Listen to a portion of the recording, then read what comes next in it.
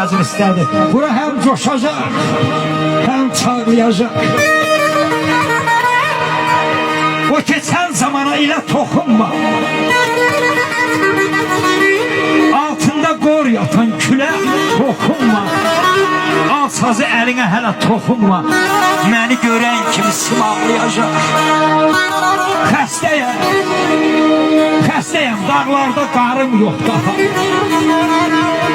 Yadlara qalası varım yox daha. Atam yox, anam yox, yarım yox daha. Məni kim ağlasa kəm ağlayacaq. Ay zirəddin itirdik bir ömür taxtı. Ailələ köş gedir deyəsən vaxt.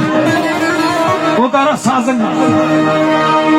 sazınla bu qara baxdı. Və sən ağlamayıb kim ağlayacaq? Və sən ağlamayıb kim ağlayacaq?